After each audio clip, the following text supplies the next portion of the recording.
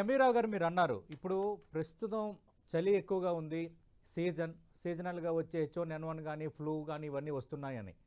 కానీ ఇది JN1 variant వల్ల వచ్చిన అంటే కరోనా ఇంపాక్టెడ్ అని లేదంటే కరోనా కాదని ఎట్లా గమనించగలం? ఎందుకంటే లక్షణాలు దాదాపు ఒకేలా ఉన్నప్పుడు అందరం కామన్గా ఫ్లూ అనుకొని ముందుకు వెళ్ళే పరిస్థితి ఉంటుంది కదా. తేడా ఏంటి? అంటే కొత్తగా కరోనా ఈ సమయంలో వస్తే మామూలుగా ఉన్న ఫ్లూ లక్షణాలకి దీని ద్వారా వచ్చే లక్షణాలకి తేడాను మనం ఎలా గమనించాలి? అంటే ఇప్పుడు ఏదైనా మన ప్రభుత్వం కానీ వైద్యులు చెప్పేది అంటే మనకి ఈ కాలంలో సాధారణంగా ఇన్ఫ్లుయెంజా ఇల్నెస్ అంటే జ్వరము, ఒళ్ళొప్పులు, గొంతు నొప్పి, జలుబు, దగ్గు, ఒళ్ళొప్పులు వస్తుంటాయి. దీన్ని మనం ILI అంటే ఇన్ఫ్లుయెంజా ఇల్నెస్ అంటాం.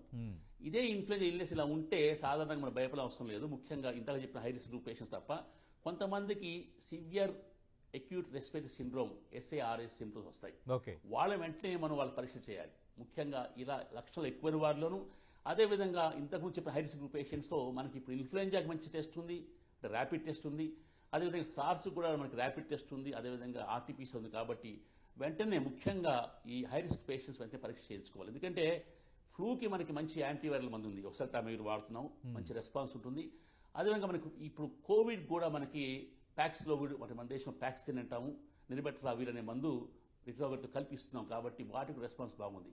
అంటే మనకి ఫ్లూకి యాంటీవైరల్ మందు ఉంది, అదే కోవిడ్ కూడా మనకి యాంటీవైరల్ ముందు ఉంది. కాబట్టి హై రిస్క్ పేషెంట్స్ను అదే పేషెంట్స్ వాళ్ళకి సిమ్టమ్స్ ఎక్కువ ఉన్న వాళ్ళు తప్పకుండా టెస్ట్ చేయాలి. ఎందుకంటే ఫ్లూ అది కోవిడ్ అని చెప్పడం చాలా కష్టం క్లినికల్గా, ఎందుకంటే సిమ్టమ్స్ దాదాపు ఒకేలాగా ఉంటాయి. కాకపోతే ఇప్పుడు వచ్చే JN1లో చాలా మంది గొంతు నొప్పి ముందు వస్తుంది, గొంతు నొప్పి తర్వాత జలుబు, దగ్గు అటువంటి స్టార్ట్ అవుతున్నాయి. కాబట్టి గొంతు నొప్పి వచ్చిన పేషెంట్స్ తప్పకుండా డాక్టర్ని సంప్రదించి అవసరమైతే హై రిస్క్ పేషెంట్స్ ఆ కోవిడ్ టెస్ట్ చేయించుకోవాలి. అంటే ఎంవీరావు గారు మీరు ఇందాక అన్నారు 60 ఏళ్ళు దాటిన వృద్ధులు ఫ్లూ వచ్చినా కూడా ఎఫెక్ట్ అయ్యే అవకాశం ఉందని. అంటే ఎలాంటి వాళ్ళు జాగ్రత్తగా ఉండాలి? ఇమ్యూనిటీకి దీనికి ఏమైనా సంబంధం ఉందా?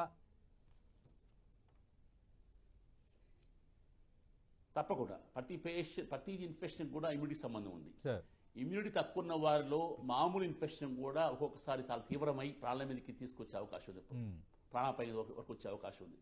అది ఫ్లూ కావచ్చు, లేదా సింపుల్ స్టెప్టోకాకల్ ఇన్ఫెక్షన్ కావచ్చు, లేదా కోవిడ్ కావచ్చు, లేదా రెస్పిరేటరీ సిస్టల్ వైరస్ కావచ్చు.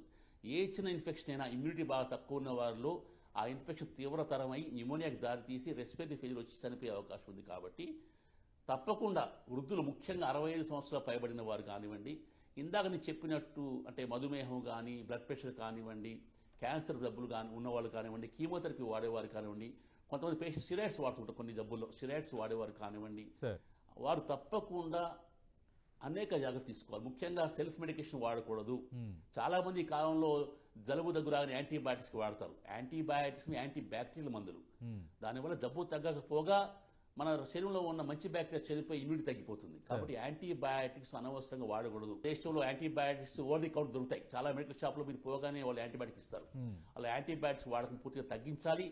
డాక్టర్ సలహా మేరకే ఒకవేళ బ్యాక్టీరియల్ ఇన్ఫెక్షన్ ఉంటే యాంటీబయాటిక్స్ వాడాలి. చాలా మంది వైద్యులు ఒక్కొక్కసారి తొందరపాటులో యాంటీబయాటిక్స్ వాడుతూ ఉంటారు, యాంటీబయాటిక్స్ ఇస్తూ ఉంటారు. అలా యాంటీబయాటిక్స్ ఇవ్వడం మంచిది కాదు.